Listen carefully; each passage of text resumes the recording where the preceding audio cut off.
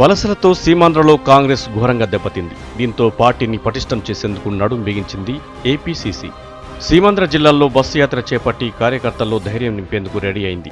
వలసలు ఎక్కువగా ఉన్న ఉత్తరాంధ్ర జిల్లాలను ముందుగా టార్గెట్ చేసింది. శ్రీకాకుళం జిల్లాలో ఇవాళ నుంచి బస్సు యాత్ర ప్రారంభం కానుంది. ఏపీసీసీ చీఫ్ రఘువీరారెడ్డి, ప్రచార కమిటీ చైర్మన్ చిరంజీవి, మాజీ పీసీసీ చీఫ్ బొత్స సత్యనారాయణలతో పాటు పలువురు కాంగ్రెస్ ముఖ్య నేతలు టూర్లో పాల్గొననున్నారు. ఉత్తరాంధ్రలోని శ్రీకాకుళం, విజయనగరం, విశాఖపట్నంలో కాంగ్రెస్ పార్టీ బలంగా ఉండేది. 3 జిల్లాల్లో 34 అసెంబ్లీ సీట్లుండగా 25 కాంగ్రెస్ గెలిచింది. వలసల వల్ల ఎమ్మెల్యేల సంఖ్య 10 స్థానాలకే పరిమితమైంది. శ్రీకాకుళంలో 5 కాంగ్రెస్ ఎమ్మెల్యేలు పార్టీని వీడారు. శ్రీకాకుళంలో బస్ టూర్ను మాజీ మంత్రి కుండ్రు మురళి, కేంద్ర సహాయ మంత్రి కిల్లి కృపారాణి పర్యవేక్షించనున్నారు. ఇక విజయనగరం బస్సు యాత్ర ఏర్పాట్లు పీసీసీ మాజీ చీఫ్ బొత్స సత్యనారాయణ చూస్తున్నారు.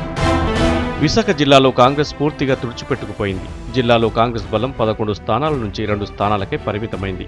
బస్సు యాత్ర ఏర్పాట్లన్నీ మాజీ మంత్రి బాలరాజు, ద్రోణంరాజు శ్రీనివాస్ చూసుకుంటున్నారు. నేతలు పార్టీని వీడిన క్యాడర్కు మాత్రం ఎలాంటి ఢోకా లేదని కాంగ్రెస్ విశ్వసిస్తోంది. కార్యకర్తల్లో కొత్త ఉత్తేజం నింపడం ద్వారా పార్టీకి మళ్లీ పునరుత్తేజం తేవాలని ఆలోచిస్తోంది. విభజన కాంగ్రెస్ పాపమంటూ ప్రతిపక్షాలు చేస్తున్న ప్రచారాన్ని తిప్పికొట్టాలని డిసైడ్ అయింది. అన్ని పార్టీలు నిర్ణయం తీసుకున్నాకే కాంగ్రెస్ విభజన నిర్ణయం తీసుకుందని ప్రచారం చేయాలని చూస్తోంది.